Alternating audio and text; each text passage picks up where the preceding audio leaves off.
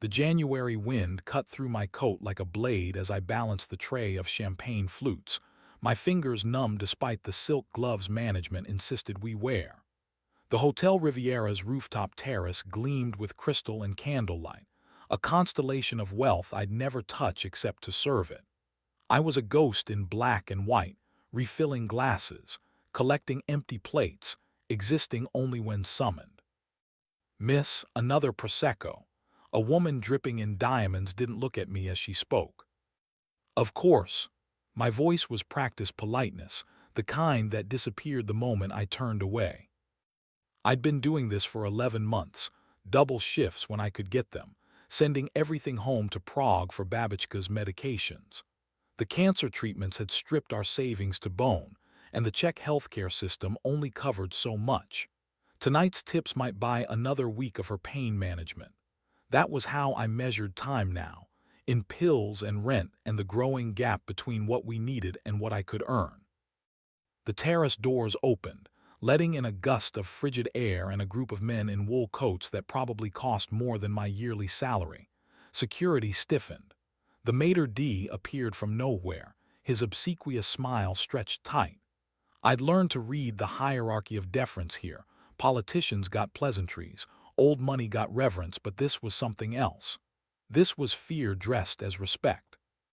The man at the center moved like water through stone, effortless and inevitable. Dark hair silvered at the temples, a face carved from expensive restraint, eyes that cataloged everything with the efficiency of someone who owned the room before entering it. His cologne reached me first, bergamot and cedar, the scent of decisions made in private clubs where membership couldn't be bought. I turned away, heading toward the kitchen with my empty tray. Don't stare, don't exist, don't. My phone buzzed in my pocket, the emergency vibration pattern I'd set for the hospice. My heart stopped. I ducked into the service corridor, hands shaking as I answered. "Ah no, Mrs. Havlichkova." The nurse's voice was gentle but urgent. "Slechno Novikova, Vaish Babichka Mela Dalshi Zakvat, Musate Prijet Ko Nejdrive." Another episode, come as soon as possible. Jack Vajne, G Stabilizovana, my check tumbled out fast and low, years of English dissolving under panic. Potrzebuji Vedit Jesli Tamuju Stinout, Prosim, Riknit mi Pravdu. How serious? Is she stable? I need to know if I can make it. Please tell me the truth. The nurse hesitated, and in that silence I heard everything. Not tonight, maybe, but soon. Prijdu Zaridim to Daiki. I'll come, I'll arrange it, thank you. I ended the call and pressed my forehead against the cold marble wall, trying to calculate impossible math. The next flight to Prague was tomorrow afternoon, Euros 340 I didn't have. The train took 14 hours and still cost 180 euros. If I worked through the weekend, covered Sasha's Saturday shift, begged for an advance. "You're Moravian." I spun around. The man from the terrace stood 3 feet away, hands in his pockets, studying me with the focus of someone solving an equation. Up close, his presence was gravitational, not loud, but impossible to ignore. "I'm sorry, my English felt clumsy wrong." "Your accent, Central Moravia, probably Brno or close to it." His own English was flawless, British educated with something else underneath. "How long have you been in Milan?" 11 months. The truth slipped out before I could think to lie. I apologize for taking a personal call during. "Your grandmother is ill." It wasn't a question. I stared at him, trying to understand how he'd extracted an entire crisis from a 30-second conversation he shouldn't have overheard. "I need to go home," I said quietly, "but I can finish my shift first. I won't." "No." He pulled out a phone, slim and expensive, and typed something with his thumb. "You need to go now. How far is the hospice from Prague Center?" 20 minutes, but I can't just leave. I'll lose this position and I need. "What's your name?" Clara Novikova." He extended his hand. "Dante Monteverdi. I own this hotel, among other things. You're not losing your position, you're receiving an opportunity." His handshake was warm, controlled, and somehow final, as if the gesture had signed a contract I couldn't yet read. I don't understand. I need someone fluent in Czech who can navigate between worlds without drawing attention. Someone intelligent enough to think quickly and desperate enough not to ask too many questions. His gaze held mine. In return, I'll handle your travel, your grandmother's care, and compensate you better than you'd make in a year of carrying champagne to people who don't see you. My breath caught. Why? Because I can and because I need you. He glanced at his watch, something sleek and Swiss that probably cost more than Babichka's entire treatment. My car leaves in 20 minutes. There's a ticket waiting at the airport, and I've already arranged for a specialist to meet you in Prague tomorrow morning. Dr. Kavar from the university hospital. He trained in Zurich. Consider it a signing bonus. I don't even know what you're asking me to do. Something that might have been a smile touched his mouth.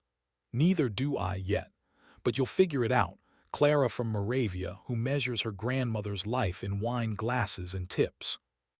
He turned to leave, then paused. The address is in your phone. I'll see you when you return. I checked my messages. A car service confirmation, a flight itinerary, and a string of numbers that, when I calculated quickly, made my knees weak. The advance payment alone would cover 3 months of rent. The phone buzzed again, a photo of a business card. Dr. Emil Kavar, oncological specialist. Below it, a single line. He'll be there at 9 a.m. Your grandmother's records have been sent. I looked up, but Dante Monteverdi was already gone, leaving only the ghost of bergamot and cedar, and the terrible weight of a gift I couldn't possibly repay. The car that picked me up wasn't a car, it was a declaration. Black, silent, with seats that remembered the shape of wealth. The driver didn't ask questions, just held the door and confirmed my flight number in perfect Czech. I should have been terrified, I should have run. Instead, I watched Milan's lights blur past the window and wondered what kind of man could rearrange a stranger's life with a phone call, and what that meant about the price I'd eventually pay. The airport's private terminal was a revelation. No lines, no crowds, just a woman in a dove-gray suit who checked my hastily packed bag and escorted me through doors I didn't know existed. First class was a museum of things I'd only imagined. Hot towels, real silverware, a flight attendant who addressed me by name. Somewhere over the Alps, I finally let myself cry. Not from fear, though there was plenty of that. From the sheer exhaustion of 11 months spent pretending I wasn't drowning, and from the surreal relief of someone throwing me a rope that might also be a chain. My phone lit up with a message from an unknown number. Dr. Kavar will meet you at the hospice entrance. Take the rest you need. We'll discuss terms when you're ready. No signature, but I knew the voice behind the words. Efficient. Absolute. A man who moved the world and expected it to comply. I slept fitfully, dreaming of cold terraces and warm cars, of hands that opened doors and closed exits, of bargains made in languages I was only beginning to understand. Babichka looked smaller than I remembered, her body a whisper under white sheets. But her eyes were sharp as ever when I entered her room at dawn, backlit by Prague's gray winter light. Klarinko, her voice was gravel and love. You came so fast. A miracle happened, Babichko. I took her hand, papery and cold. There's a specialist coming, a good one, from Switzerland. Her eyebrow arched. Specialists from Switzerland don't visit dying women in state hospices unless someone very powerful is paying them to. It's not like that. Then what is it like? I couldn't answer because I didn't know. Because the truth, I traded myself to a stranger who owns hotels and controls men who make security guards nervous, sounded insane even in my own head. He offered me a job, I said carefully. Translation work in Italy. Translation. She studied me with the gaze that had always seen through my childhood lies. What kind of translation requires specialists and first-class flights? The complicated kind. A knock interrupted us. Dr. Kavar was younger than I expected, maybe 40, with the confident calm of someone who'd seen everything and fixed most of it. He spoke to Babichka in gentle Czech, examined her thoroughly, and pulled me aside 30 minutes later. The cancer has metastasized, but she's stronger than her charts suggest. With aggressive palliative care, which I'm prepared to arrange, she could have 6 months, maybe 9. Comfortable months with proper pain management and respiratory support. I can't afford aggressive anything. It's already arranged. The Monteverdi Foundation handles exceptional cases. His expression was carefully neutral. I'm told you'll be working with them. Foundation. As if that explained everything. As if generous billionaires regularly picked waitresses off rooftops and rebuilt their lives out of nothing but whim and cologne. Yes, I heard myself say, I'll be working with them. Dr. Kavar nodded as if this made perfect sense, handed me his card, and promised to return next week. After he left, Babichka caught my wrist with surprising strength. Clarka, listen to me. Her eyes were fierce. Men with that kind of power don't give, they invest. Whatever he's buying, make sure you set the price, not him. I wanted to tell her she was wrong, that this was different, that Dante Monteverdi had been kind. But kindness and control weren't opposites. I was learning that already. I spent 2 days in Prague, sleeping in my old room in the flat I still paid rent on though I was never there, visiting Babichka twice daily and trying not to check my phone every 10 minutes. Dante didn't call. No one did. The silence felt like a test.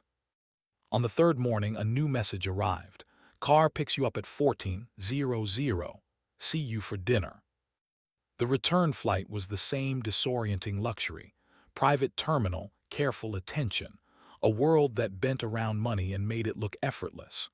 When we landed in Milan, the same black car waited, but this time the driver took me somewhere new. The villa sat in the hills above the city, all honey-colored stone and cypress trees, wrapped in winter twilight. Security nodded me through gates that whispered shut behind us.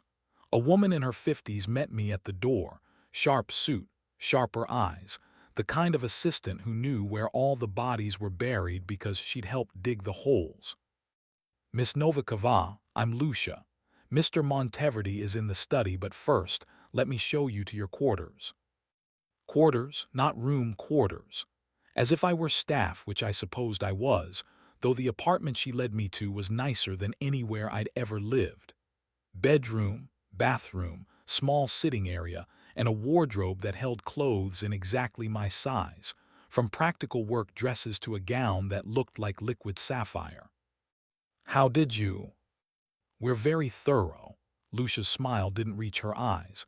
Dinner is at 8, dress appropriately, we have guests. She left me alone with my new life, and I stood in the center of that beautiful room feeling like a bird in a golden cage, trying to decide if the door was locked. I chose a dress the color of charcoal, simple but elegant, and the pearl earrings I'd brought from home, the only valuable thing Babichka had given me, her mother's before her. When I came downstairs at 8, following the sound of voices and classical music, I found Dante in the study with 3 men I didn't recognize. He looked up and something shifted in his expression, approval maybe or possession. It was hard to tell the difference. Gentlemen, this is Klara Novikova, my new associate. She'll be handling some of our Central European communications. He said it in Italian first, then repeated it in English for my benefit.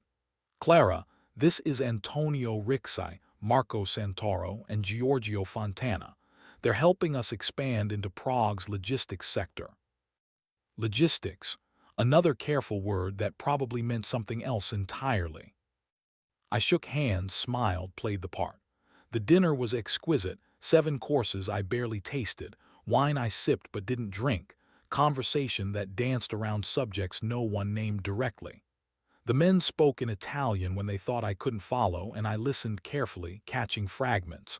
A shipping delay, a problem with customs, Someone named Victor who was becoming difficult. After dessert, when the others had left and only Dante and I remained in the study, he poured 2 glasses of grappa and handed me one. You understood everything they said. It wasn't a question. My mother was Italian. I grew up bilingual. That wasn't on your employment application at the hotel. You didn't ask. His laugh was low and genuine. Fair enough. What else don't I know about you? Probably everything that matters. He moved to the window, looking out at the city lights below. Your grandmother is comfortable. Yes, thank you. I don't know how to repay. Don't. He turned back and his expression had changed, harder, more honest.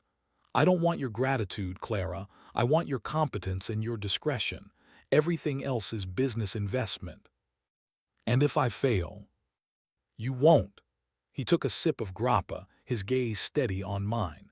Because you're not stupid enough to bite a hand that's feeding your only family, and I'm not cruel enough to punish someone for trying to survive. We both know how this works. It should have frightened me, that cold clarity. Instead, it was almost a relief. No pretense of charity, no illusions of rescue, just a transaction we both understood. What do you need me to do?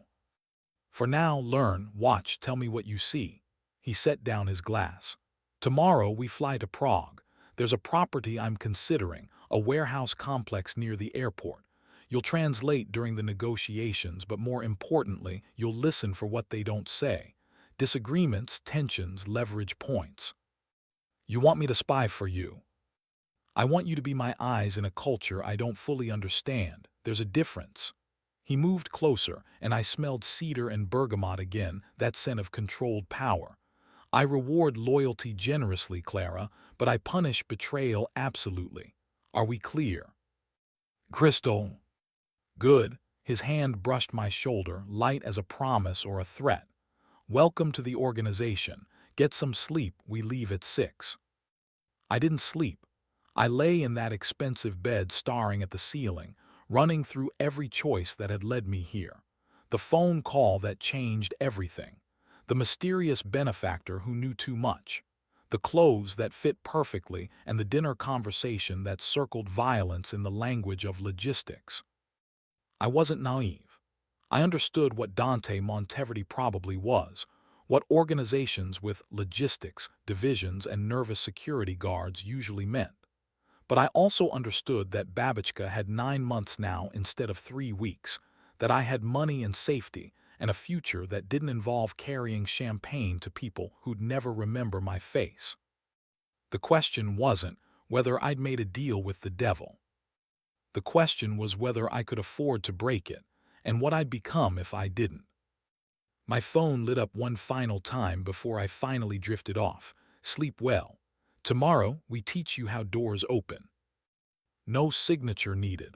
I was beginning to understand his language, the way he said everything and nothing, promised and threatened in the same breath, made care and control indistinguishable. I fell asleep thinking about hands on shoulders and pearls passed down through generations, about the difference between being kept and being chosen, and whether a cage stopped being a cage if you walked in willingly. The private jet was smaller than the commercial flight, more intimate. Just Dante, Lucia, and me, with a pilot who'd probably flown missions that would never appear in any logbook. We took off into a pink dawn, Milan shrinking below us like a toy city. Dante worked on his laptop, fielding calls in Italian, German, and what sounded like Russian. Lucia reviewed documents with the efficiency of someone who'd done this 1,000 times. I sat by the window and tried not to feel like an imposter in cashmere and borrowed elegance. Halfway through the flight, Dante closed his laptop and came to sit across from me. Nervous? Should I be? Probably, he smiled, but it didn't soften the calculation in his eyes. The men we're meeting are old-school Prague businessmen. Post-Soviet, pre-EU, they remember when the rules were different. They'll test you to see if you're real or decorative. What should I do? Be yourself, smart, observant, unimpressed by posturing. He leaned back, studying me. They'll make comments in Czech they don't think I'll understand. Laugh at the appropriate jokes, ignore the inappropriate ones, and whatever you do, don't translate everything, just what I need to know. You're asking me to filter reality for you. I'm asking you to be the bridge between worlds. That's what you're good at, isn't it? Existing in the spaces people don't notice. He was right, and I hated how easily he'd seen it. All those months of being invisible, of moving through wealth like a ghost, he'd recognized it immediately as a skill, not a failure. What if they ask who I am to you? Something flickered in his expression. Tell them you're my associate. If they push, tell them you're considering becoming more. Are we considering? I don't know yet. His honesty was disarming. You're useful, Clara. That's more valuable than most relationships and more dangerous. The plane hit turbulence, and his hand shot out to steady my water glass before I'd even registered the movement. Protective instinct or controlling reflex, I still couldn't tell. We landed in Prague under gray skies, the city of my childhood now foreign with Dante beside me. The car that met us was local, a Mercedes that had seen better years, driven by a man with prison tattoos and careful eyes. The warehouse complex was exactly what Dante had described. Soviet-era concrete wrapped in new paint and older secrets. The owners met us in an office that smelled of cigarettes and distrust. 3 men in their 60s who'd survived regime change and weren't impressed by Italian tailoring. Payne Monteverdi, the oldest one, Carol, offered his hand. We're curious why someone from Milan wants our little piece of Prague's industrial district. Dante smiled and gestured to me. This is Clara Novikova. She'll be handling our Central European operations. Clara. I translated, then added in Czech. Mr. Monteverdi believes Prague is undervalued as a logistics hub. He's not interested in small pieces. He's interested in transforming the entire corridor. Carol's eyes sharpened. You're Moravian. Brno area, yes. And you work for Italians now. I work for opportunity, which happens to be Italian. He laughed, real, surprised. The tension in the room eased fractionally. For the next 2 hours, I translated negotiations that were really chess matches, offers that were really threats, compromises that left everyone calculating who'd actually won. But I also listened to what they said when they thought Dante couldn't understand. How Marco worried about losing control. How the youngest one, Tomasz, mentioned Victor again, someone who wouldn't like foreigners interfering. How Carol's final comment to his partners was, "The girl is smart, but she's his leash. If we want Milan money, we smile and sign." When we left, Dante waited until we were in the car before asking, "Well, they'll sign, but they're worried about someone named Victor. Local power broker, I think. They're afraid he'll see your investment as encroachment." "What else?" "They think I'm your weakness. A leash," Carol called me, "something they can pull if negotiations go wrong." Dante's jaw tightened. "Are you?" "I don't know yet." I echoed his earlier words back to him. "Am I?" He didn't answer, just reached across and adjusted my seatbelt where it had twisted, his knuckles brushing my collarbone. The gesture was casual, proprietary, and somehow more intimate than any kiss. "We're having dinner with Victor tonight," he said quietly. "Lucia arranged it. Consider it your audition for a role you've already been cast in." "Which is?" "The woman who chose to stand in the storm with me, instead of running for shelter." I looked out at Prague's familiar streets made strange by luxury and danger, and wondered if there was any difference between those two things anymore. Victor Novak was nothing like I expected. Instead of aging Soviet muscle, he was 45 and handsome in the way of men who'd learned to weaponize charm. He met us at an exclusive restaurant in Mala Strana, the kind of place where reservations required connections money couldn't buy. "Monteverdi." He clasped Dante's hand with the familiarity of equals. I've been curious to meet the Italian who thinks he can renovate Prague's infrastructure. And I've been curious to meet the man who apparently runs it. Dante's smile was sharp. This is Clara Novikova, my associate. Victor's gaze swept over me, assessment and interest in equal measure. Novikova, any relation to? No, I cut him off smoothly, though I had no idea who he meant. Common name. Indeed, he switched to Czech, testing. You're Moravian. What brings a girl from Brno to Milan's underworld? I responded in the same language. The same thing that brings everyone, opportunity and necessity. He laughed and switched back to English. I like her, she's honest. Dinner was a performance where everyone played roles, and the real conversation happened in silences and wine choices. Victor probed Dante's intentions with questions dressed as small talk. Dante deflected with compliments that were really warnings.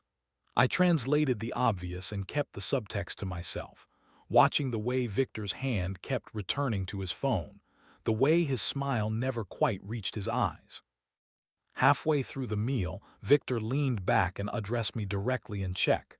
You know what he is, don't you? What you've tied yourself to. I know enough. And you're comfortable with that. A smart girl like you, educated, could do anything. I do what I must for my family. You'd understand that, I think. His expression shifted, respect and something else. Your grandmother. Yes, I heard Dr. Kavar has taken a special interest. The Monteverdi Foundation is very selective in its charity. There it was, the reminder that nothing was private, that kindness had been observed and catalogued as leverage. We all have our specialties, I said evenly. Victor smiled and switched back to English. Dante, your associate is wasted on translation work. She should be negotiating. Perhaps she is, Dante replied, his hand finding the small of my back. That gesture I was learning meant mine. Back off, she's protected. Clara understands nuance. Then she understands that Prague has its own systems, established relationships. Bringing in outside capital disrupts delicate balances. I'm not interested in disrupting. I'm interested in upgrading. And if the two are inseparable. The air tightened. I felt Dante's hand press slightly harder against my spine, a signal I was learning to read. Watch this. Remember it. Then we find mutually beneficial solutions, Dante said quietly. I'm sure a man of your influence understands that cooperation is more profitable than conflict. Usually, Victor took a sip of wine, but sometimes principles matter more than profit. The threat was gentle but unmistakable.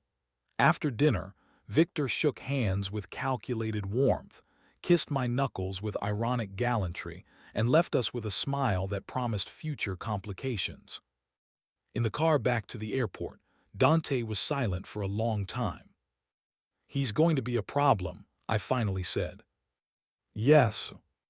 What will you do? What I always do, make his alternative worse than cooperation. He turned to look at me, his expression unreadable in the passing streetlights. You were perfect tonight. I didn't do anything. Exactly. You didn't flinch, didn't perform, didn't try to save me or impress him. You just existed as my equal, and that, he paused, choosing words carefully. That's more valuable than you know. The jet was waiting, warm and lit like a jewel box. As we climbed to cruising altitude, Lucia handed me a folder. Your new documents, passport, work visa, corporate credentials, official as of 3 hours ago. I flipped through pages that transformed me from invisible waitress to Dante Monteverdi's associate, complete with salary numbers that made my breath catch. This is real. It's as real as you make it, Dante said. Tomorrow, we're going to Milan's financial district. You'll meet the legitimate side of my business, investments, real estate, technology. Then you'll understand what we're building. And the illegitimate side. That comes later, when you've decided if you're staying. I thought I'd already decided. His gaze held mine across the cabin. No, You've agreed to try. Deciding happens when you understand the full cost and choose to pay it anyway. Somewhere over the Alps, I fell asleep in a leather seat worth more than my first car, dreaming of Victor's knowing smile and the weight of Dante's hand on my back, of documents that made me real and warnings that made me wonder what real even meant anymore. When I woke, Dante had draped his coat over me, and Lucia was watching me with an expression that might have been pity or envy or both. Milan in daylight was a different creature. Dante's offices occupied 3 floors of a glass tower in Porta Nuova, all sleek lines and expensive art. The staff treated him with efficient reverence and me with curious caution, trying to calculate what I was and whether I'd last. He introduced me to his CFO, his head of acquisitions, his legal team, showed me spreadsheets and contracts that proved most of his empire was exactly what it claimed: luxury hotels, commercial real estate, logistics companies that actually moved goods rather than washing money. Disappointed, he asked over lunch in his private dining room, 40 floors above the city. Confused. Because I'm not cartoon villain enough. Because I can't figure out where the line is between legitimate and... There is no line, Clara.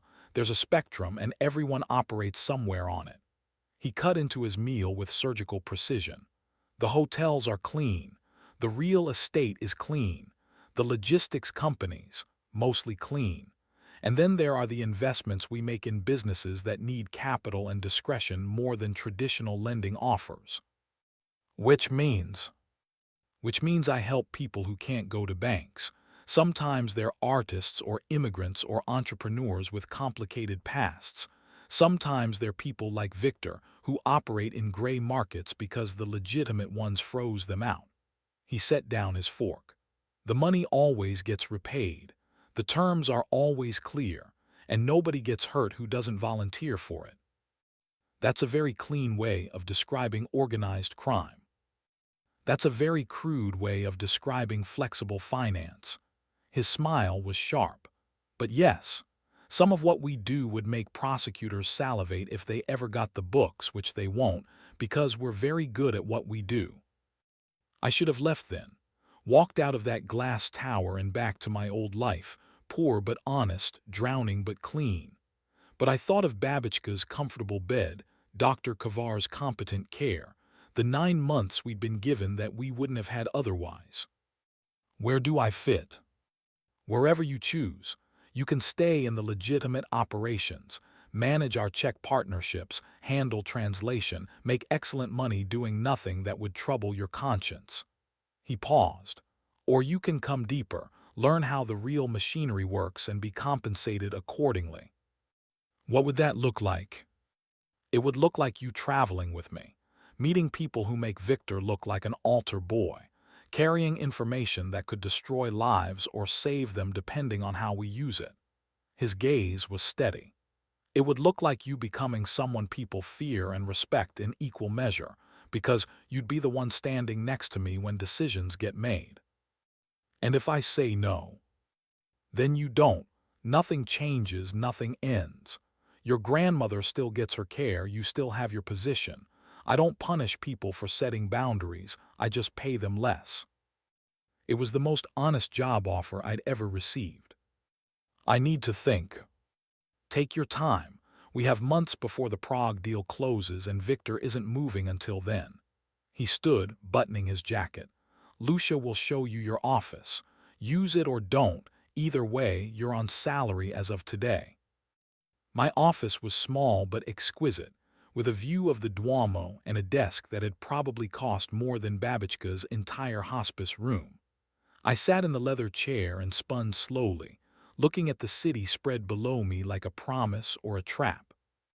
My phone buzzed, a message from the Prague hospice. Your grandmother had a good day. Dr. Kavar adjusted her medication. She's more comfortable now. She asks when you'll visit again. I typed back soon, tell her I love her. Then I opened my laptop and started reading the Prague contract files, learning the language of legitimate crime. wondering when I'd started thinking of it that way instead of just crime, and whether that was the first step toward becoming someone I wouldn't recognize. 2 weeks passed in a blur of contracts and translations, conference calls and quiet observation. I learned that Dante's organization ran on information more than violence, on favors and connections rather than threats. He collected debts like some men collected art, carefully, with an eye toward long-term value. I also learned that people were terrified of him in a specific way, not because he was cruel, but because he was inexorable. If Monteverdi decided something would happen, it happened. Reality bent around his will with the inevitability of gravity. And I was learning to be his satellite, pulled into orbit whether I'd meant to be or not. On a Thursday evening, he knocked on my office door. "Dinner tonight, formal, the mayor and his wife plus some city council members. You'll need the blue gown from your wardrobe." I'm not ready for political theater. "You're more ready than you think. Besides, it's good practice." His expression softened fractionally, and I need someone there who understands that power and position aren't the same thing. The gown fit like it had been made for me, because it probably had been. Deep sapphire silk that moved like water, with a neckline that was elegant without being provocative. I wore Babachka's pearl earrings and felt like an imposter wearing my own skin. Dante met me at the bottom of the villa stairs, and something in his expression made me forget to breathe. "You look," he stopped, recalibrated, "formidable." I looked terrified. "That too, but you'll be fine." He offered his arm. "Just remember, they need me more than I need them, and you're with me. That makes you untouchable tonight." The dinner was at a Renaissance palazzo converted to a private club, all frescoed ceilings and chandeliers that had witnessed centuries of power-changing hands. The mayor was exactly what I expected, calculating charm wrapped in expensive tailoring. His wife was sharper, watching me with the interest of someone who understood precisely what I represented. Over wine and conversation about urban development and tourism initiatives, I listened to the way deals were made in euphemisms. Support for the initiative meant campaign contributions. Smoothing regulatory concerns meant bribes. Community partnerships meant making problems disappear. Dante navigated it all with the ease of someone who'd played this game since birth, and when the mayor's wife asked what I did, he answered before I could. "Clara is my partner in Central European operations. She's revolutionizing how we think about cross-border integration." Partner, not assistant, not translator. The word hung in the air like a claim. After dinner, the mayor pulled Dante aside for private conversation, and his wife cornered me by the dessert table. "You're very young to be Dante Monteverdi's partner." Her smile was pleasant, her eyes calculating. "He doesn't usually take on associates without extensive vetting. I speak languages he needs." "I'm sure that's not all you offer." She sipped her Prosecco. "Word of advice, dear. Men like Dante collect beautiful things. The question is whether you want to be collected or whether you want to collect back." Before I could respond, Dante returned, his hand finding my elbow with the possessiveness I'd stopped noticing was there. "Ready to leave?" In the car, I turned to him. What did I just witness? Local politics. The mayor wants permission to redevelop the waterfront, which means displacing some businesses I have interests in. We negotiated a compromise. What kind of compromise? The kind where I get what I want, he gets what he wants, and in 6 months we'll both pretend this was all inevitable. He looked at me. "Welcome to how cities actually work." "It's depressing." "It's human. Everyone wants something, Clara. The only question is whether they're honest about the price." We drove through Milano's midnight streets in silence, and I thought about prices and collections, about being partnered versus being claimed, about the way Dante's hand stayed on my arm like he was afraid I'd evaporate if he let go. Back at the villa, he walked me to my door, a courtesy that felt deliberate.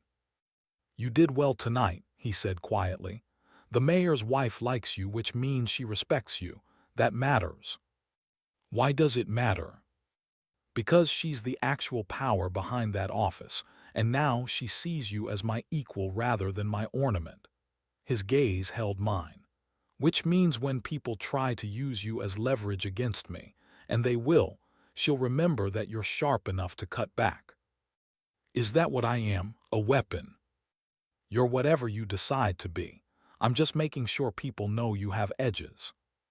He turned to leave, then paused. Clara, thank you. For what? For not running. A lot of people would have by now. After he left, I stood in my borrowed apartment wearing my borrowed dress, looking at my borrowed life, and realized I'd stopped thinking of it as temporary. That should have terrified me more than it did. The next morning, Lucia knocked on my door at 7 with coffee and a tablet. Mr. Monteverdi wants you to read these. She handed me files marked with red security tags. Background on Victor Navak. Full history, business interests, known associates. He thinks you should understand what we're dealing with before Prague. I spent the morning reading about a man who'd built an empire from nothing in post-Soviet chaos, who'd survived gang wars and regime changes through strategic brutality tempered with occasional mercy. Victor wasn't cruel for pleasure. He was cruel for efficiency, which somehow made it worse. The last file was different. A series of photographs from charity events, gallery openings, political fundraisers. Victor dressed in bespoke suits, smiling beside ministers and artists, and in 3 of the photos standing slightly behind him. My breath caught. The woman was older now, grayed and elegant, but I knew that face, knew those eyes because they were mine. Babichka, I whispered to the photograph. I found Dante in his study, the file clutched in my shaking hands. Who is this woman? He looked up from his laptop, registered my expression, and his face went carefully neutral. I was hoping you'd figure it out first. Figure out what? Sit down, Clara. I didn't sit, tell me. The woman in those photographs is Zuzana Novikova, Victor's former accountant from back when he was still building his organization. She worked for him for 3 years, then disappeared in 1994 with enough information to destroy him. That's my grandmother. I know. The room tilted. You knew, this whole time you knew. I suspected. The name, the location, the timing, too many coincidences. Lucia confirmed it while you were in Prague. His voice was steady, factual. Your grandmother didn't just work for Victor, Clara. She helped him build his financial systems, then walked away when she realized what they were being used for. He let her go because she'd kept insurance, records, evidence, enough to bury him if anything happened to her. And you didn't think to mention this. Would you have believed me? Or would you have thought I was manipulating you? He stood, moving around the desk. Your grandmother is dying, Clara. When she's gone, that insurance disappears, which means Victor has a ticking clock on cleaning up loose ends. I'm a loose end. Technically, yes, but only if he thinks you know something which you didn't until about 90 seconds ago. His gaze was intense. This is why I need you close. Not because you're useful for translation, because keeping you near me keeps you safe. I should have been furious, should have felt manipulated, used, played like a piece on Victor's board. But all I felt was cold, spreading terror. Does she know you know? I haven't told her, that's your choice. I sank into the chair I'd refused minutes ago, trying to process betrayal and protection tangled into the same actions. What do you want from me? The same thing I've always wanted. Your intelligence, your discretion, and your trust. He crouched in front of my chair, bringing us eye level. But now you understand why I moved so fast, why I made your grandmother comfortable, why I'm keeping you close. Victor is going to make a move eventually. When he does, I need you where I can protect you. By turning me into your asset. By giving you the resources to protect yourself. His hand covered mine, warm and steady. I'm not the villain here, Clara. I'm the inconvenient ally who showed up before Victor realized you were a problem. I looked at our joined hands and thought about doors opening and closing, about cages and safety, about the difference between being saved and being claimed. If I stay, when you stay, he corrected quietly. I want the truth, all of it, no more revelations when convenient. Deal, he stood, pulling me up with him. Starting now, Victor knows you're with me. He's been making inquiries, feeling out how deep our connection goes. That dinner in Prague was his first assessment. The next one will be a test. What kind of test? The kind where he offers you something I can't, freedom, maybe, or answers about your grandmother's past. He'll try to peel you away, see if you're loyal or just convenient. His thumb brushed across my knuckles. So we need to make it clear you're neither, that you're choosing this, choosing me, for reasons that don't involve coercion. And how do we do that? His smile was sharp and almost sad, by making it true. That night, I called Babichka from the villa's terrace, wrapped in a cashmere throw against the February cold. Klarinko, you sound strange. I met someone who knows you from before. I paused. Victor Novak. The silence stretched so long I thought the connection had dropped. Then, where are you? Milan, working for someone Victor wants to do business with. Dante Monteverdi, it wasn't a question. Oh, Dite, what have you gotten into? The same thing you did, apparently, except I'm trying to understand it before I drown in it. Her laugh was bitter. I was young and stupid and thought I could take dirty money and keep my hands clean. Victor was different then, or maybe I just wanted to believe he was. By the time I understood what I'd helped build, I was complicit, so I took insurance and ran. To Prague. To obscurity. I changed nothing but my address and my associations. The records I kept there in a safety deposit box in Prague, Bank Česká, under your mother's maiden name. If anything happens to me, they go to the authorities. Victor knows this. It's the only reason we're still alive. Wait. You were always part of the equation, Clara. You and your mother before she died. Victor doesn't just eliminate problems, he eliminates families. So I made sure eliminating us would cost more than ignoring us. I closed my eyes against the stars. Dante says Victor will move when you're gone. Dante Monteverdi is smarter than Victor gives him credit for, and more dangerous in the ways that matter. She coughed, the wet rattle I'd learned to dread. Listen to me, Dite. Victor operates on fear and loyalty. Dante operates on interest and inevitability. If you must choose a devil, choose the one who needs you alive more than dead. That's not exactly comforting. It's not meant to be, it's meant to keep you breathing. Her voice softened. Come see me soon. Bring your Italian. I want to look him in the eye and see if he's worth what you're paying. After we hung up, I stayed on the terrace until Dante found me an hour later, 2 glasses of wine in hand. She told you about the records. How did you? I stopped. You have sources in Prague hospitals. I have sources everywhere. It's how I stay alive. He handed me wine, settling into the chair beside mine. For what it's worth, I'm not after those records. I don't need to destroy Victor. I just need to neutralize him as a threat to what I'm building. Which includes me.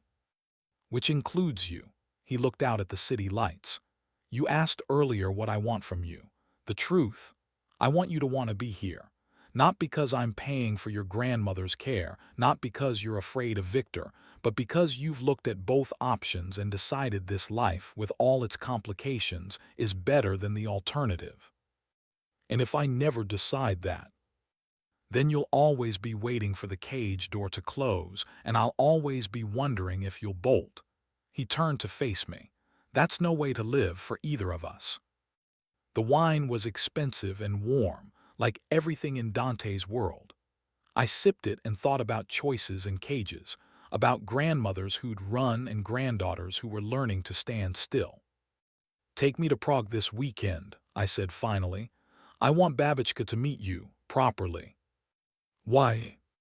Because if I'm going to choose this, I need her blessing. And because you're right, she'll see things I can't, and I trust her judgment more than my own right now." His smile was surprised and genuine. "Then we'll go, Friday morning." That night, I lay in bed thinking about safety deposit boxes and insurance policies, about women who built leverage and men who collected it, about the moment when protection and possession became indistinguishable. And I realized I'd already made my choice. I just hadn't admitted it yet. Friday morning dawned clear and cold. We flew into Prague under bright winter sun, the city sharp and beautiful beneath us. Dante had insisted on bringing gifts: flowers for Babichka, chocolate from Milan, a cashmere blanket that probably cost more than the hospice room's monthly rate. "You're nervous," I observed as we drove through familiar streets. "I'm meeting the woman who outwitted Victor Navak and lived to tell about it. That's either very brave or very lucky." "Both, probably." Babichka was sitting up when we arrived, dressed in her nicest robe, her hair carefully brushed. Dr. Kavar had just finished his examination and greeted us with professional warmth. "She's having a good day, take advantage of it." He nodded to Dante. "Mr. Monteverdi, your foundation support has made a tremendous difference." After he left, Babichka studied Dante with the intensity of someone who'd spent decades reading Dangerous Men. "So, the Italian who bought my granddaughter's loyalty with Swiss doctors." "With respect, Mrs. Novikova, I didn't buy anything. I made an investment in someone whose value Victor Navak failed to recognize." Dante's check was accented but flawless, another secret he'd kept. "Clara was drowning when I found her. I simply offered a boat." "And what happens when she realizes it's your boat, in your waters, following your heading?" "Then she jumps overboard and I make sure she has a life vest." His expression was serious. "I'm not Victor. I don't own people, I employ them. Clara stays because she chooses to and leaves when she doesn't." "Except you've made leaving very expensive, haven't you? My care, her position, the safety you provide from Victor, those are all hooks, however gently set." "Yes." His honesty surprised even me.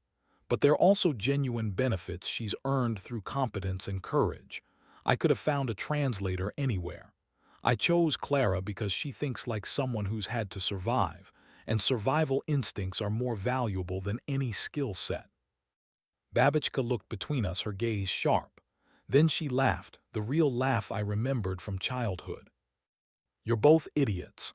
Clara, because she thinks she's choosing freely when he's already rewritten her entire life. And you, because you think you've secured an asset when what you've actually done is given her leverage." She pointed at Dante. "She knows your weaknesses now, cares about your organization, understands your methods. If she wanted to destroy you, she has everything she needs." "I know," Dante said quietly. "That's why it matters that she stays." The words hung in the air like a confession. Babichka studied him for a long moment, then reached out and took his hand. "My husband knew your father. Did you know that?" Dante went very still. "No." 1986. "Your father was expanding into Eastern European import-export." She smiled at the euphemism. "My Vaclav helped him establish connections in Prague. They became friends as much as men like that have friends. When Vaclav was killed in '89, revolution is convenient for settling old scores. Your father helped me disappear. New identity, new city, money to start over." "I didn't know he did that." "Why would you? You were a child, but I know the Monteverdi family pays its debts across generations." She squeezed his hand. "So here's the truth, you don't owe me anything. If helping Clara is about settling your father's accounts, I release you from it. But if it's about something else, if you actually care about this stubborn, brilliant girl, then treat her like a person, not a payment." I'd been silent through this entire exchange, trying to process the idea that Dante's intervention had been both calculated business and inherited obligation, that I'd been a debt repaid before I'd even known there was a debt. "Did you know?" I asked him. "Not when we met. Lucia found the connection 3 days later.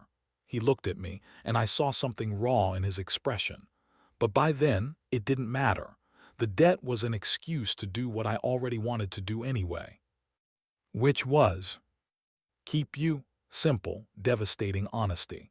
You were sharp and desperate and invisible, exactly the kind of person who sees what others miss. I would have hired you regardless. The obligation just made it easier to justify moving fast. Babachka released his hand. Clara, take him for coffee. Let an old woman rest. And Dante, thank you. For the doctors, yes, but more for being honest when lying would have been simpler.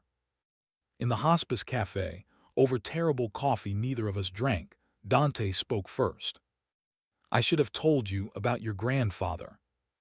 Probably, but I understand why you didn't. I traced the rim of my cup. Everything you've done makes sense now. Not better necessarily, but logical. Does that change things? I don't know yet.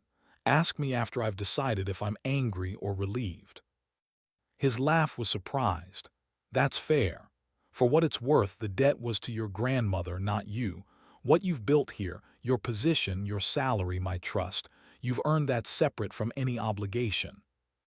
Have I, or am I just convenient? You stopped being convenient the moment I realized I look for your opinion before making decisions, that I sleep better knowing you're in the villa, that I've started thinking of futures that include. He stopped, reframed. You're not convenient, Clara. You're essential. That's much more dangerous for both of us. Essential. The word settled in my chest like a bird coming home to roost, equal parts comfort and cage. What happens now? Now, we go back to Milan. You decide if you're staying for the right reasons, and I try very hard not to make you feel trapped by everything I've invested in keeping you safe. He met my gaze. Because your grandmother was right. You could destroy me now if you wanted. That's terrifying and exhilarating in equal measure. I thought about power and leverage, about debts paid and chains chosen, about the difference between being essential and being owned. I'm staying, I heard myself say. Not because of Babachka's care or the salary or fear of Victor. I'm staying because you looked at me on that terrace and saw a person instead of a ghost, and nobody's done that in years. Even if it was calculated, even if it was obligation, you saw me. His hand covered mine on the table. For the record, I didn't calculate this, us, whatever this is. What is it? I don't know yet, partnership maybe, mutual assured destruction definitely. His thumb brushed my knuckles. We'll figure it out. We flew back to Milan in companionable silence, and I fell asleep somewhere over the Alps thinking about fathers and grandfathers, about debts that became choices and choices that created debts, about the moment when leverage transforms into trust. When I woke, Dante had covered me with his coat again, and I let myself believe that some gestures were just kindness, with no strings attached at all. 3 weeks passed in careful routine. I handled check contracts, sat in on legitimate business meetings, learned the architecture of Dante's empire, the parts that would survive audit and the parts that only existed in handshakes and favors called in at midnight. I also learned that I was good at this, at reading rooms and translating not just language but intent.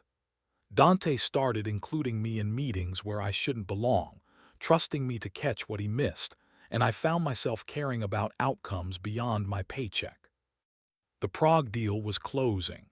Victor had been quiet, too quiet, and Dante had started looking over his shoulder more often, a sign that even his intelligence network was missing something. On a Thursday in late February, everything broke. I was in my office reviewing contracts when Lucia appeared in the doorway, her face carefully blank. We have a situation, conference room now. Dante was already there with 3 men I didn't recognize. Security, I guessed, from the way they stood and watched doors. He looked up when I entered, and I saw controlled fury in his expression. Victor made his move. The financial police received an anonymous tip about our logistics operations, specifically, the The warehouses we're buying in Prague. They've frozen the accounts and opened an investigation. My stomach dropped. How bad?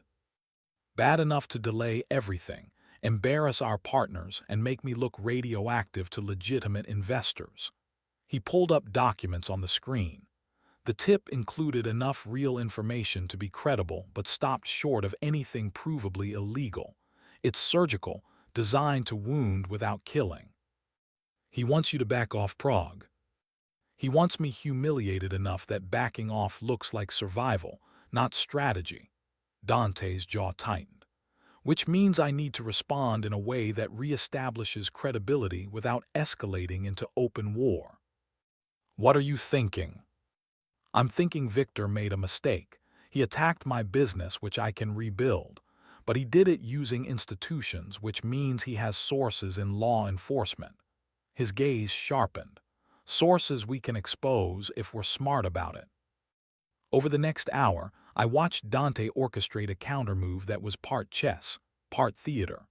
Phone calls to lawyers, quiet conversations with Italian officials who owed him favors, strategic leaks to financial journalists about Victor's own questionable holdings. But the real weapon was simpler. He sent Victor a message through intermediaries that if the investigation didn't quietly disappear, certain information about post-Soviet banking irregularities might find its way to authorities who'd been looking for exactly that kind of leverage. Mutually assured destruction, business edition. Will it work? I asked after everyone had left. Probably. Victor's smart enough to recognize a stalemate. Dante poured whiskey for both of us, his hands finally steady. But this changes things, Clara. He's not going to stop probing for weaknesses, which means anyone close to me becomes a target. I knew that when I stayed.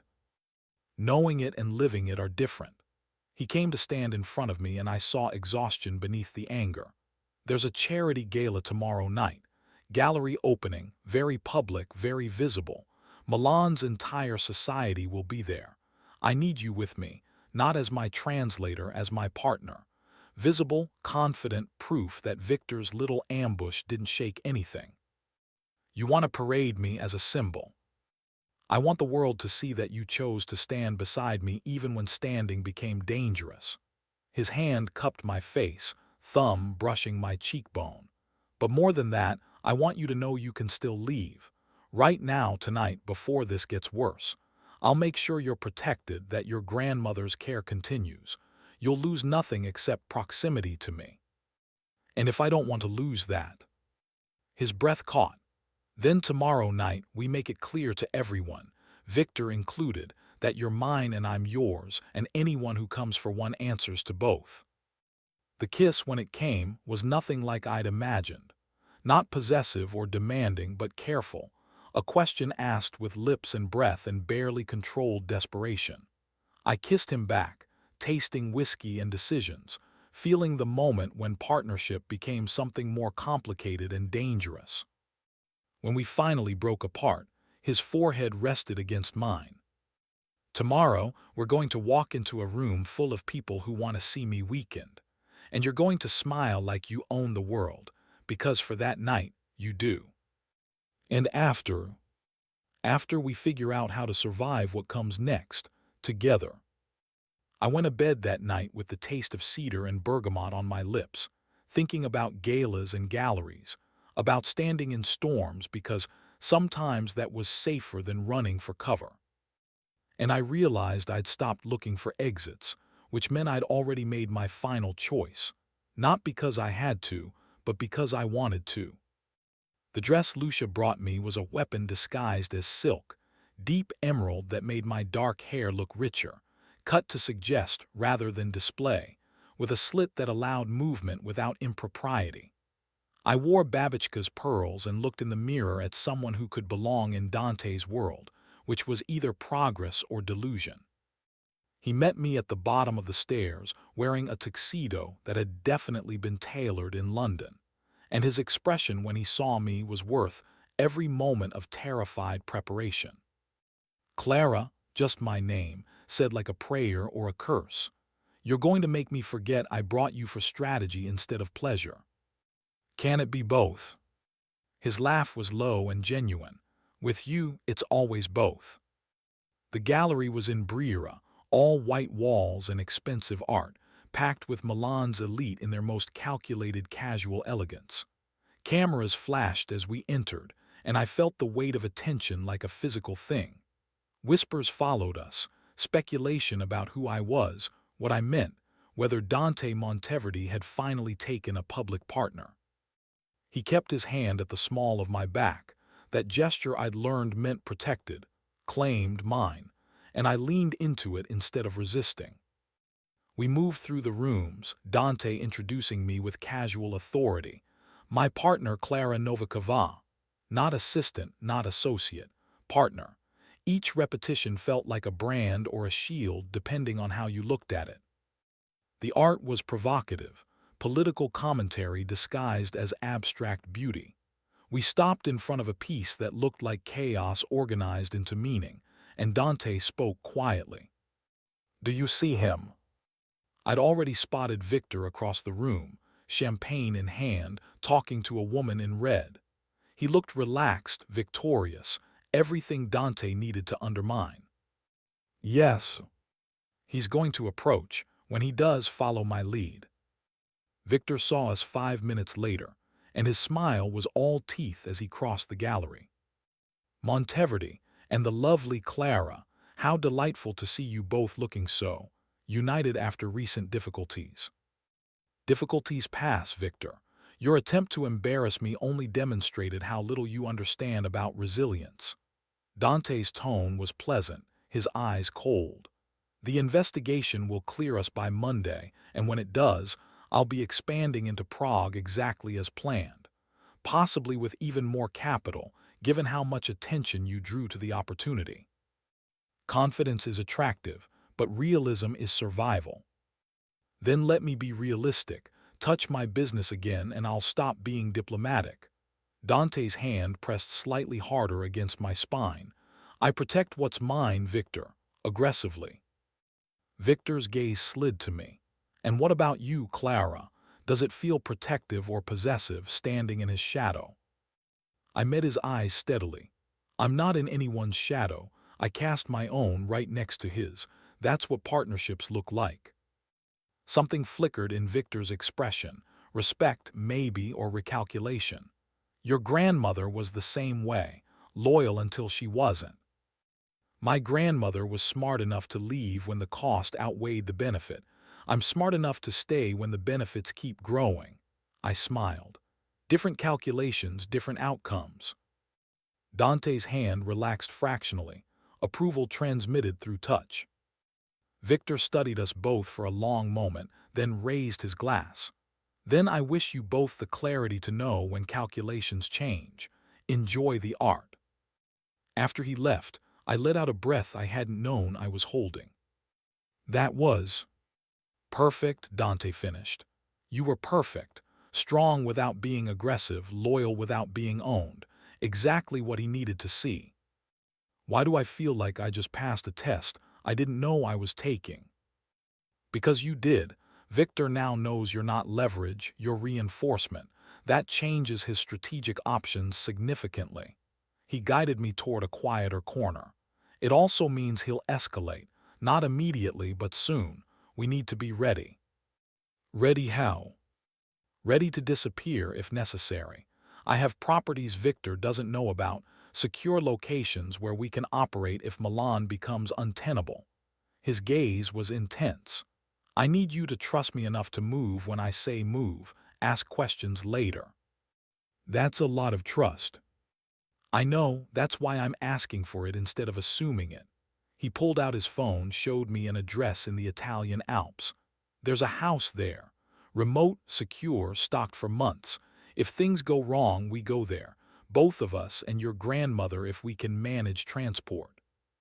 You've been planning this. I've been planning for every contingency since the moment I realized you mattered.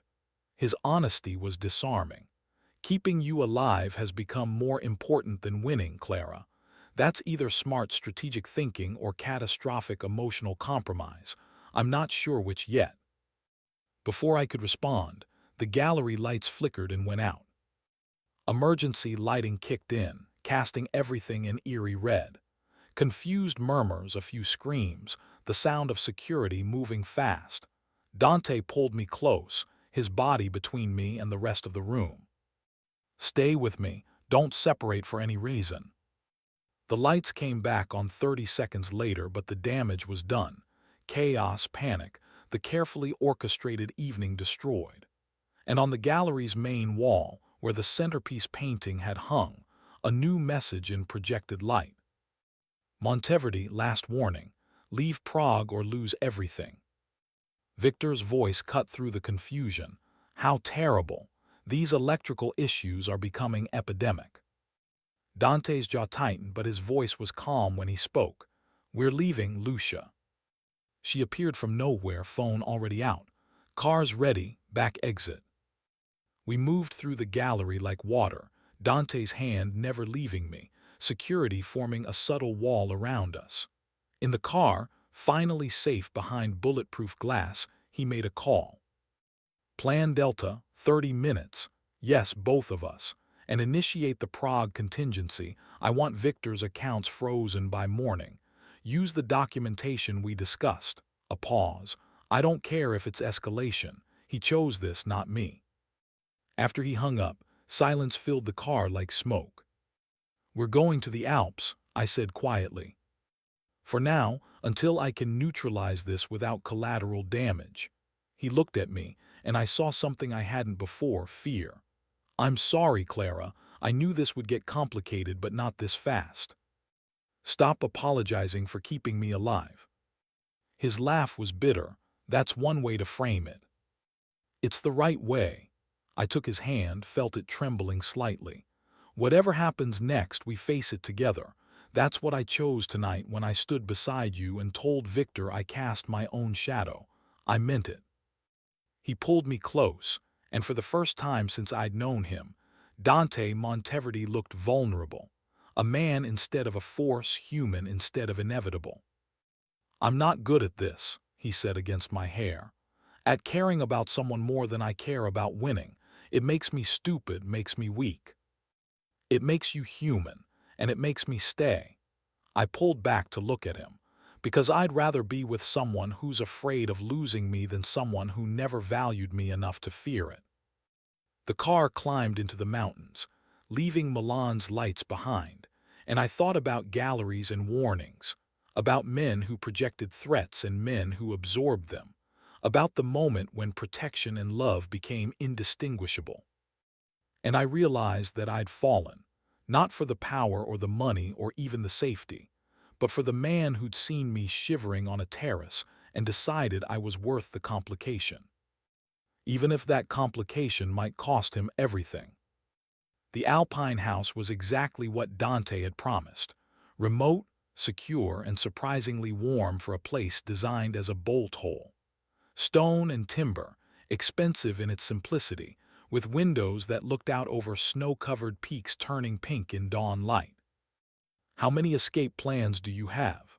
I asked as we settled into the main room, fire crackling in a hearth big enough to stand in. 17 at last count. This is Plan Delta, moderate threat, medium-term stay, comfortable enough to think clearly. He shrugged out of his jacket. Plan Alpha is a boat in Monaco. Plan Omega is a compound in Argentina. I like to have options. And I'm part of all these plans now. You're the reason most of them exist." He poured wine, handed me a glass. "Lucia is handling the Prague situation from Milan. Victor's accounts are frozen pending investigation into banking irregularities from 1993. Turns out your grandmother's insurance policy had backup copies, and some of those copies found their way to very interested authorities. You're using her records." "I'm using her leverage with her permission. I called her before we left," she said, and I quote, "About time someone made that bastard pay for more than just my silence." His smile was sharp. "Victor will be focused on damage control for at least a week.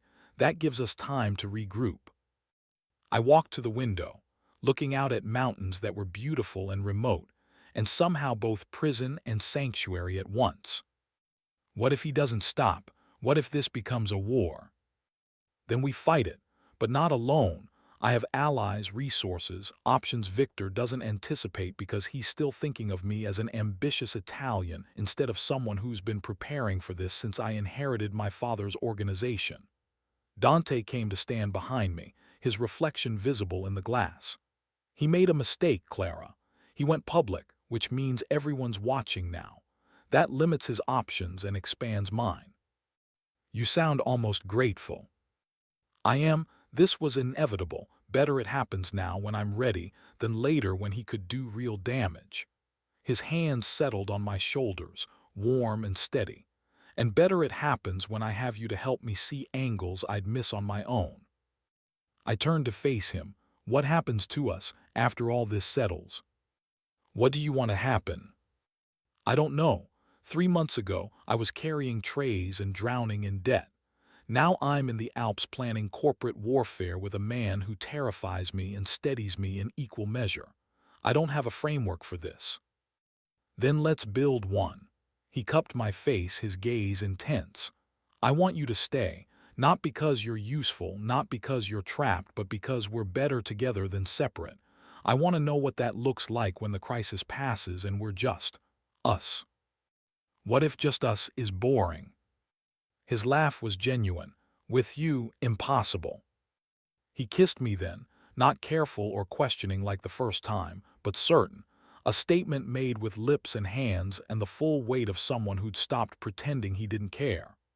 I kissed him back, tasting wine and decisions, feeling the moment when I stopped being his asset and became simply his. When we finally broke apart, snow had started falling outside, turning the world soft and quiet. Stay with me tonight, he said quietly. Not because it's strategic or safe, just because I want you to. So I did. And in that stone house in the mountains, with Milan's chaos far below and Victor's threats temporarily neutralized, I let myself believe that sometimes the storm was safer than the shore, and sometimes the man who held you close was protecting you instead of claiming you. Even if the difference was just semantics, and love was always a little bit of both. We spent 3 days in the Alps, a strange interlude of domesticity wrapped in strategy sessions. Lucia sent updates. Victor was indeed occupied with investigators. The Prague deal was proceeding through intermediaries. Milan's social circles were buzzing with speculation about where Dante and his mysterious partner had disappeared to. On the third evening, Dr. Kavar called. Babichka had taken a turn. Not critical, he assured me. Just the inevitable decline, faster than he'd hoped but not unexpected. She was asking for me. I need to go to Prague, I told Dante. We'll go together tonight. No hesitation, no calculation, just immediate adaptation. I'll have the plane ready in an hour. We flew through darkness, and I watched his profile in the dim cabin light, wondering when I'd stopped being surprised by his care and started depending on it. Babichka looked smaller in her bed, but her eyes were bright when we entered. Ah, the runaway's return. Her smile was weak but genuine.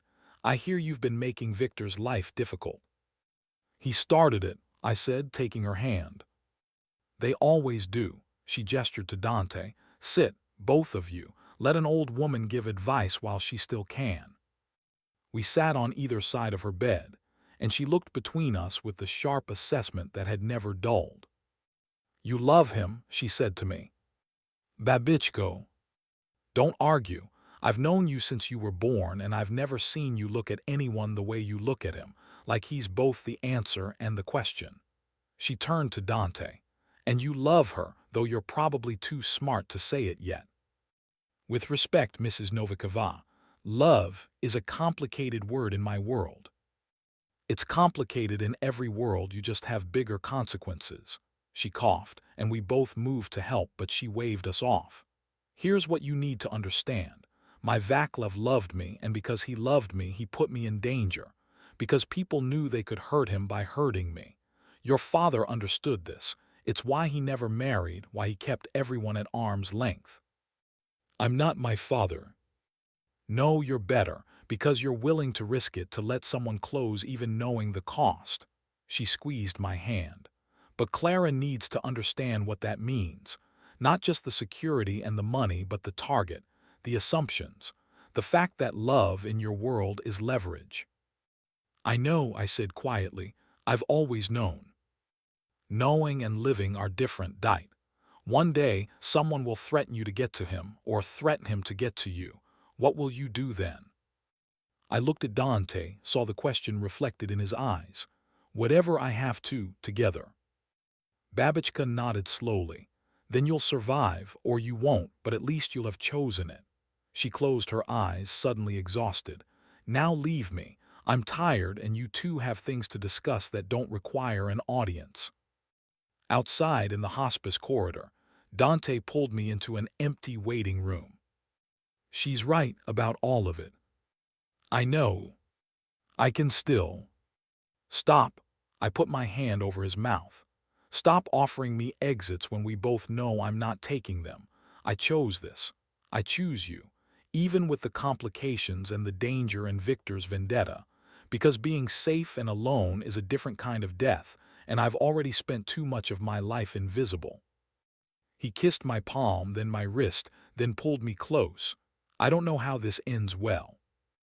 Neither do I, but I know how it ends badly, with me wondering what if, and you wondering if anyone will ever choose you over safety. I looked up at him. So let's figure out the other ending, the one where we're both terrified and together and somehow still breathing. His laugh was shaky. You're braver than I am. No, I'm just better at admitting I'm scared. We stayed in Prague for 2 more days, splitting time between Babichka's bedside and strategic meetings with Dante's Czech partners. Victor remained silent, a watchful quiet that felt more dangerous than threats. On our last evening, Babichka pulled me close. The records, she whispered. The ones in the bank. The password is your mother's birthday. The account number is in the lining of my jewelry box at the apartment. When I'm gone, you decide what to do with them. Give them to authorities, give them to Dante, burn them. Your choice, your consequences. Babichko. No arguments. You're strong enough to carry this now, and smart enough to know when to use it and when to let it go. Her grip tightened. Just promise me one thing, don't let fear make your choices. Let love make them, even if love is complicated and dangerous. It's still better than the alternative. I promised through tears, and when we left Prague the next morning, I felt like I was carrying something heavier than just information. I was carrying her final trust and the responsibility that came with it. Back in Milan, life tried to settle into routine. Victor's accounts were unfrozen after 2 weeks of negotiation, but the damage was done. He'd been exposed as vulnerable, and his organization showed cracks. The Prague deal closed successfully, with our warehouses now operating under Dante's aegis but with strict legitimate business protocols. I moved from my apartment in the villa to Dante's wing, a shift that felt both inevitable and terrifying. We learned each other's patterns, the way couples do. How he took his coffee, how I liked silence in the mornings, how we both worked better with the other nearby. And slowly, carefully, we built something that looked almost normal. Until the evening Dr. Kavar called to say Babichka had hours, not days. We were on the plane within 30 minutes, racing the sun to Prague. I held Dante's hand the entire flight, and he didn't let go once. She was conscious when we arrived, barely. The hospice staff had made her comfortable, and she looked peaceful in a way she hadn't in months. Klarinko, she breathed, you came. Always, Babichko, always. And you brought your Italian. I'm here, Mrs. Novikova, Dante said quietly, standing at the foot of her bed. Good. Her eyes closed, then opened again with effort. Take care of her, but more importantly, let her take care of you. That's how partnership works. I will, I do.